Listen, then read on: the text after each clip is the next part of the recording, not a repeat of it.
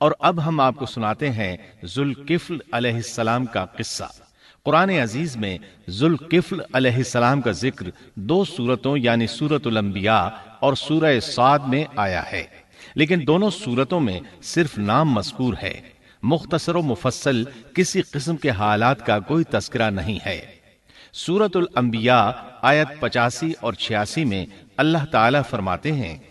وَإِسْمَاعِيلَ وَإِدْرِيسَ وَذَا الْكِفْلِ كُلٌّ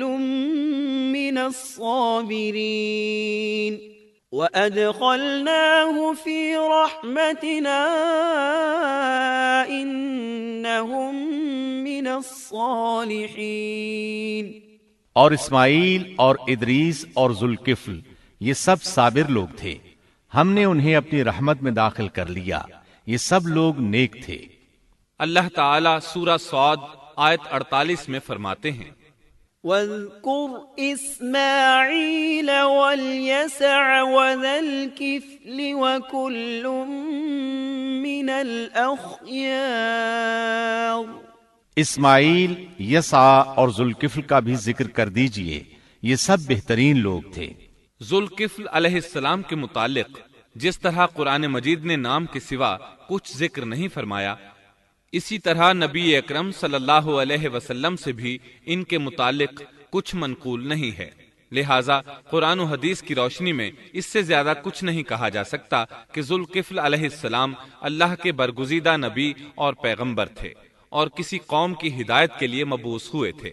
قرآن و سنت میں اس سے زیادہ سکوت ہے۔ باقی رہا سیر و تواریخ میں ان کا ذکر، تو کافی تفتیش و جستجو کے بعد بھی ہمیں اس سلسلے میں ایسی ٹھوس معلومات نہیں مل سکیں جن کے ذریعے سے ذوالکفل علیہ السلام کے حالات و واقعات پر مزید روشنی پڑ سکے، چنانچہ تورات بھی خاموش ہے اور اسلامی تاریخ بھی۔ البتہ ابن جریر رحمت اللہ علیہ نے مشہور مفسر تابعی مجاہد رحمت اللہ علیہ سے ان کے متعلق ایک قصہ نقل کیا ہے۔ اسی طرح امام ابن ابی حاتم نے اسی قصے کے قریب کچھ آثار عبداللہ بن عباس اور ابو موسیٰ اشعری رضی اللہ عنہم سے نقل فرمائے ہیں۔ یہ طویل روایات ہیں۔ ان میں ہے کہ ابن عباس اور ابو موسیٰ اشعری رضی اللہ عنہم فرماتے ہیں کہ ذوالکفل نبی نہیں تھے، بلکہ وہ ایک نیک اور صالح آدمی تھے، لیکن ایک تو یہ روایات سند کے اعتبار سے ضعیف ہیں، دوسرا یہ کہ ابن عباس اور ابو موسیٰ رضی اللہ عنہم جیسے جلیل القدر صحابہ اور مجاہد رحمت اللہ علیہ جیسے عظیم تابعی سے یہ ناممکن ہے کہ وہ ذوالکفل علیہ السلام کے متعلق یہ فرمائیں کہ وہ نبی نہیں بلکہ ایک نیک مرد تھے۔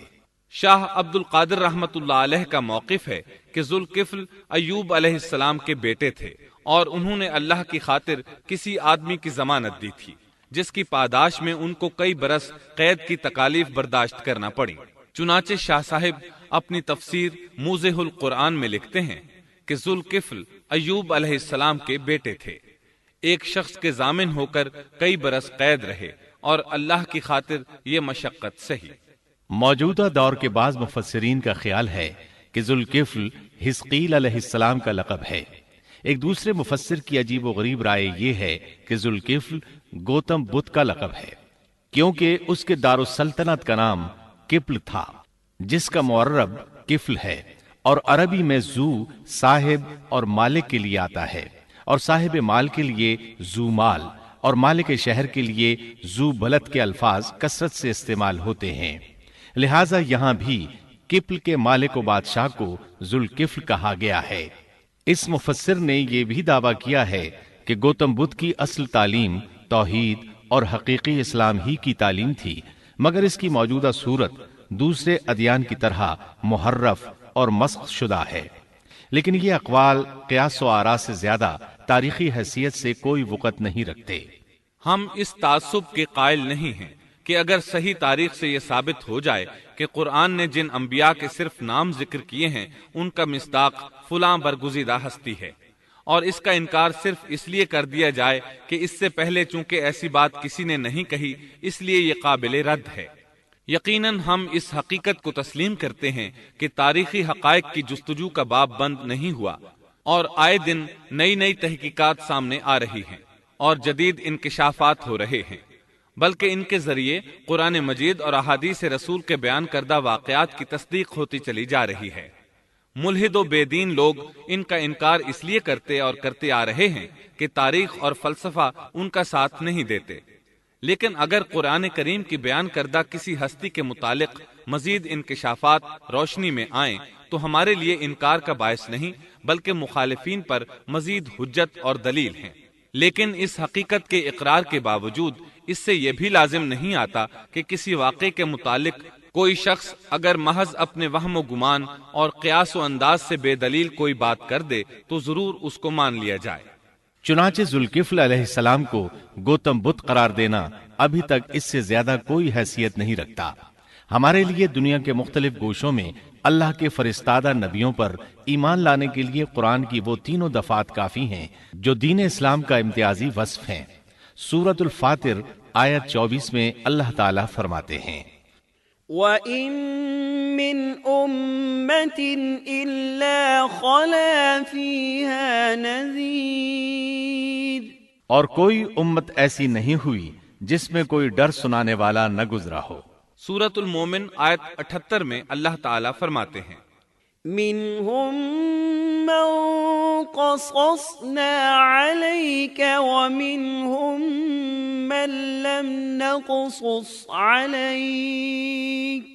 بعض انبیاء کے واقعات ہم آپ کو بیان کر چکے ہیں اور ان میں سے بعض کے قصے تو ہم نے آپ کو بیان ہی نہیں کیے۔ سورۃ البقرہ آیت 136 میں اللہ تعالیٰ فرماتے ہیں، لا نفرق بین احد من رسله، ہم رسولوں میں سے کسی کے درمیان فرق نہیں کرتے۔ اس لیے ایک مومن کا یہ عقیدہ ہونا چاہیے کہ ہم اللہ کے انبیاء میں سے کسی نبی کے درمیان کوئی فرق نہیں کرتے، یعنی تمام انبیاء پر ایمان لاتے ہیں۔ اس صاف اور واضح عقیدے کے بعد اگر ہمارے سامنے کسی ملک اور کسی خطے کے انبیاء اور رسول کے واقعات نہیں بھی آئے تو اس کے اسباب و وجوہات اور ہیں، لیکن جہاں تک ان پر ایمان لانے کا تعلق ہے وہ اختصار سے بھی کافی ہے، اور ان کی تفصیلات سے آگاہی ہماری رشد و ہدایت کے مقاصد یعنی اللہ پر ایمان اور نیک اعمال کے لیے ضروری نہیں ہے،